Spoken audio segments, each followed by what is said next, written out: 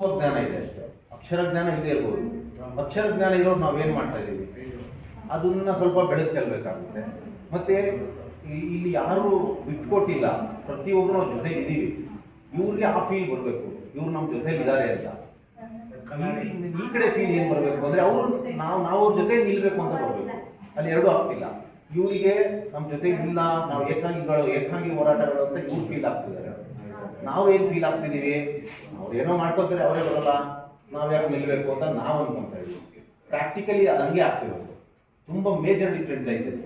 ನಾಗರಿಕರನ್ನ ಉಳಿಸ್ಕೊಂತಿಲ್ಲ ಅಂದ್ರೆ ಆ ನಾಗರಿಕತೆ ಏನಿದೆ, ಅದಕ್ಕೆ ಅರ್ಥ ಇದೆಯಾ? ಅಕ್ಷರಕ್ಕೆ ಅರ್ಥ ಇದೆಯಾ?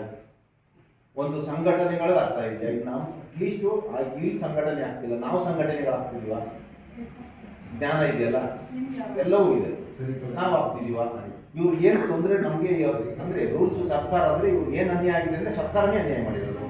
ಸರ್ಕಾರ ಅಂದ್ರೆ ನಾವೇ ತಾನೆ. ಸೊ ಅಕ್ಷರ ಜ್ಞಾನ ಇರೋರು ಸರ್ಕಾರ ನಾವೇ ಅಂತಂದ್ರೆ ನಾವು ಏನು ಸರ್ಕಾರಕ್ಕೆ ಏನು ಇದು ಮಾಡ್ತಾ ಇದ್ದೀವಿ?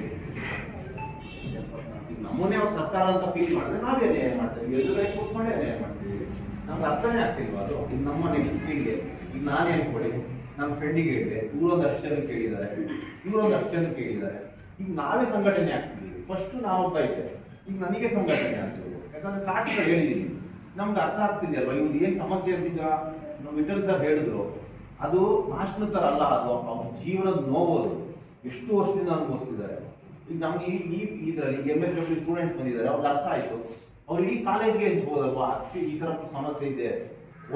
ಒಂದು ದಿನ ಅಲ್ಲಿ ಒಂದು